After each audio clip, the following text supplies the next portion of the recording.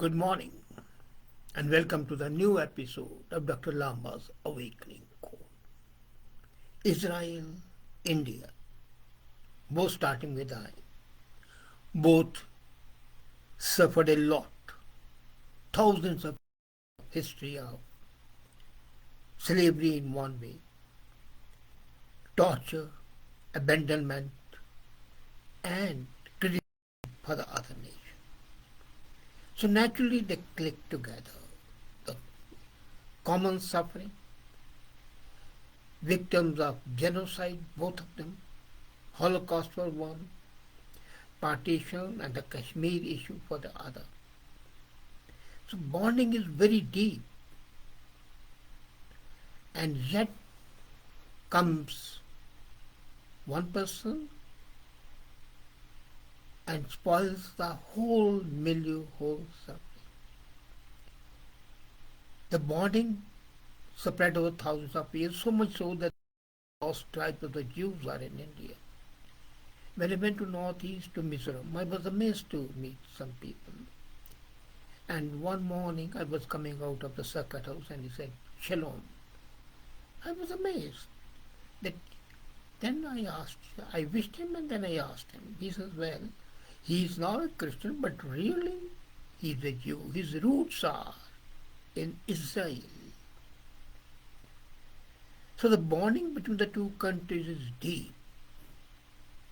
And how do you destroy the bond? Easy. Send a crazy Israeli to preside over a premier film festival in India and also post a weak-kneed ambassador to India. And voila, that 1,000 years of common suffering, of the common heritage, blown to the winds. And Israel is a friend of India, undoubtedly, and India has a deep debt of gratitude for the defense, help, both in Bangladesh war and thereafter.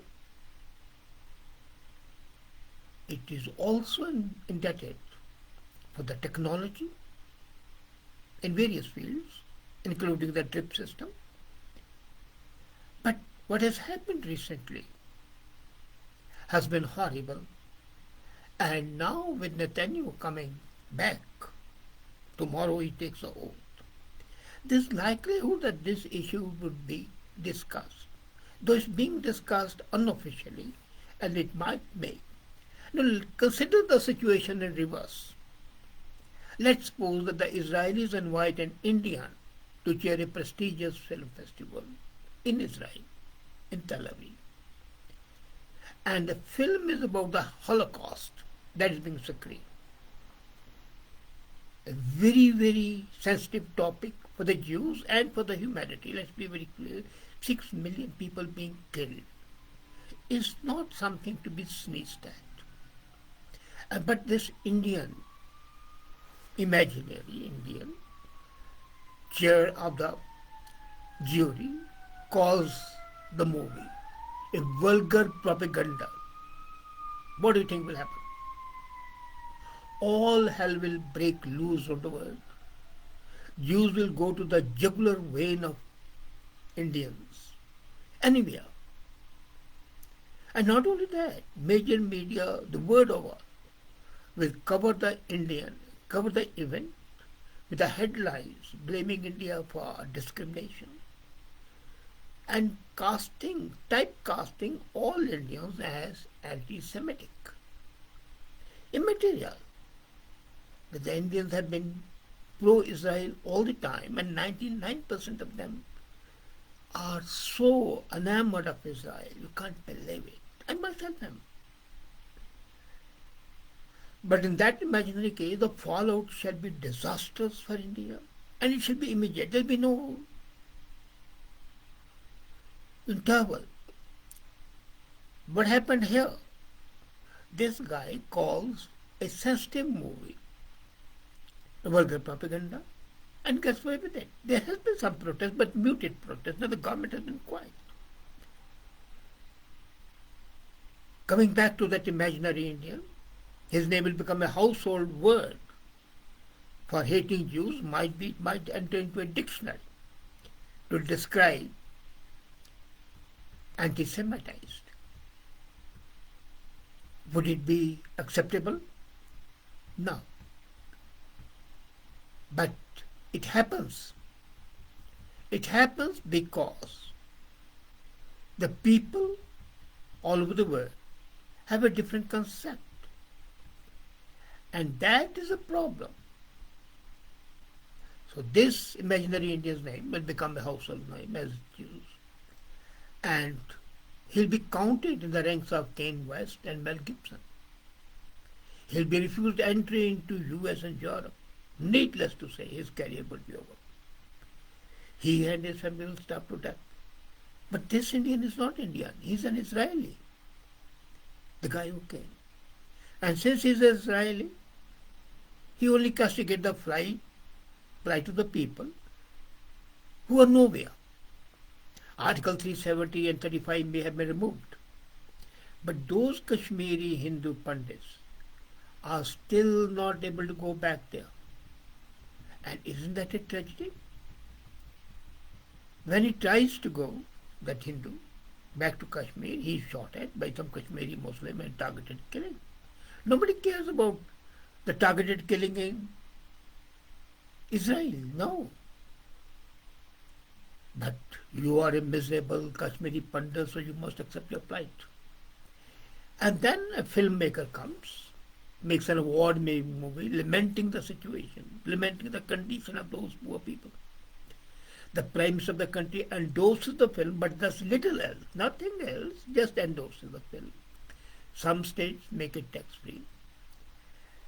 And then what happens? The Israeli chair remarks cause a ripple, not a wavy one, some muted condemnation. And the Israeli ambassador to India apologizes. And then look at the apology. The damage has already been done. And he says that this is a value because this shows what Israelis think of India. I know one YouTuber denies the Holocaust, fair enough. You deny the suffering of India and the Indians deny the suffering of Israelis. And then the Israeli film jury head offers an apology. But the apology is worse than the insult. I remember John F. Kennedy.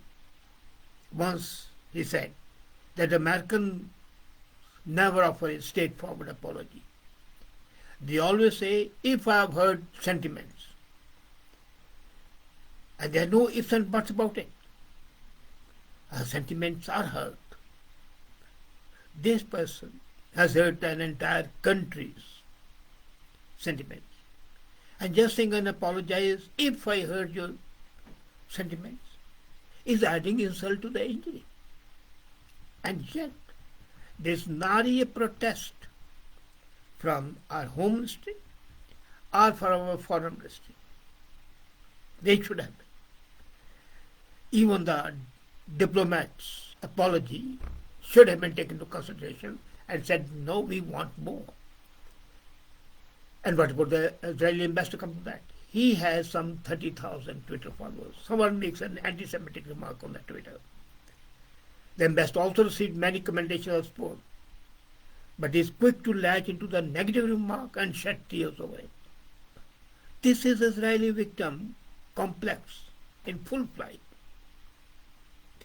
I don't deny that the Indian victim complex is also there. But the Israeli victim complex in Indian context is out of place. And this ripple can become a deep fissure. And that would be a tragedy both for Israel and for India.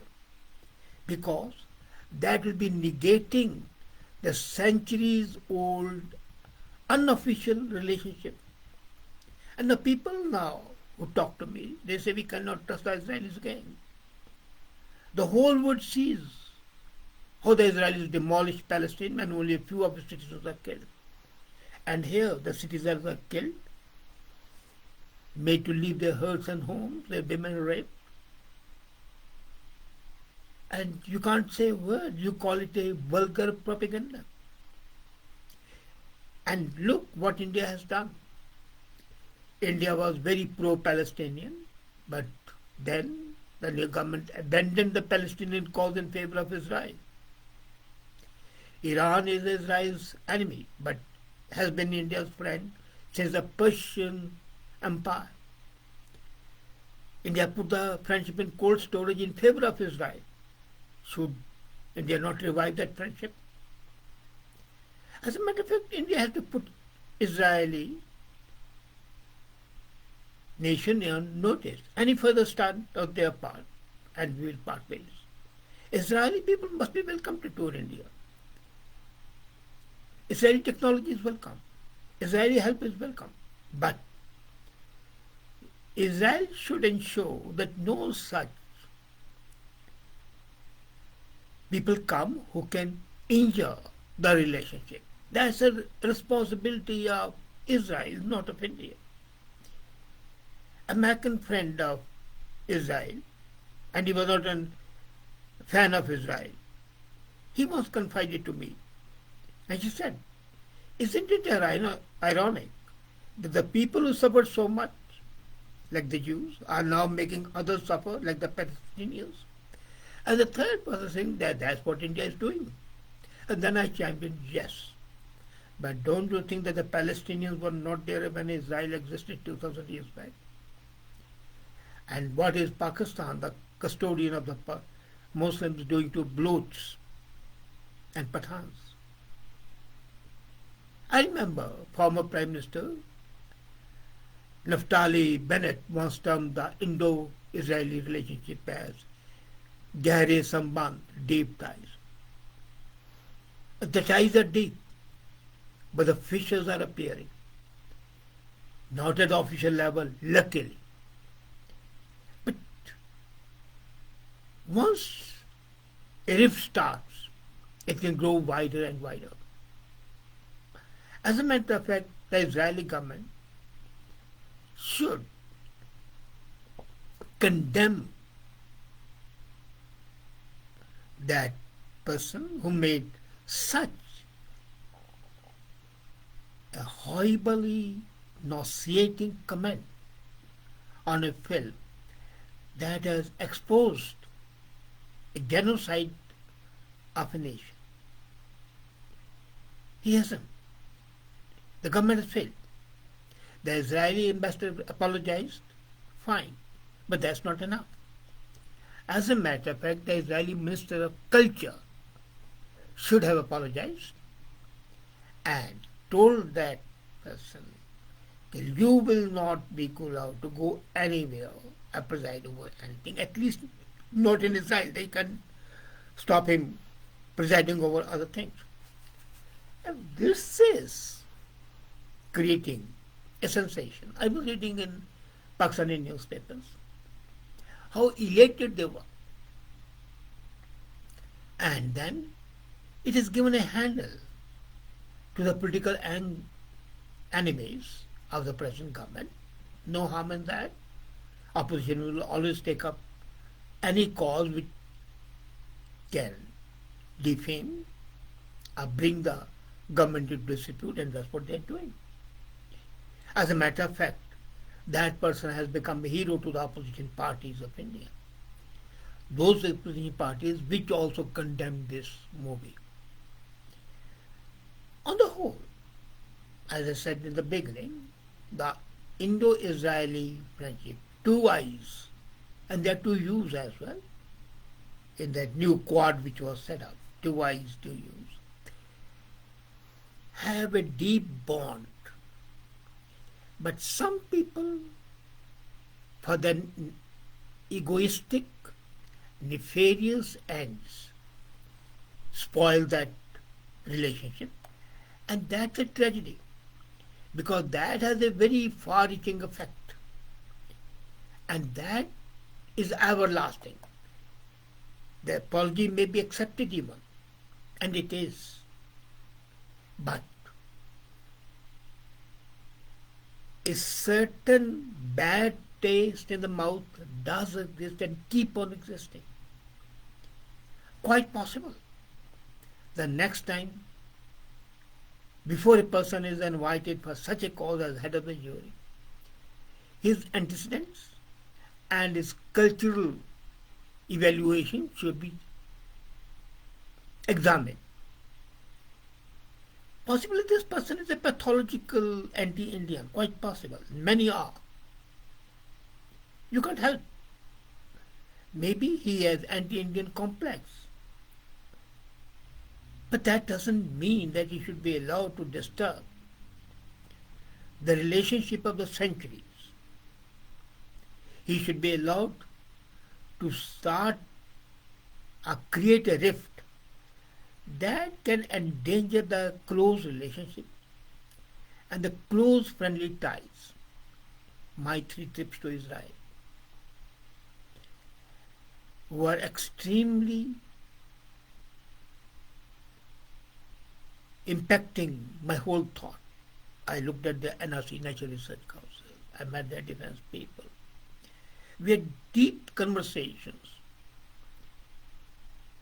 and my admiration for Israel is unbounded.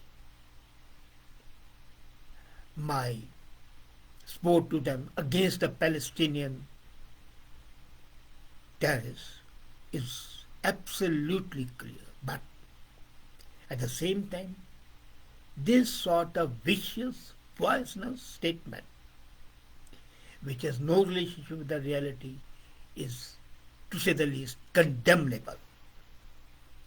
However, I hope the saner counsels would prevail, and this sort of stupidity would be ignored with the contempt it deserves. Thank you.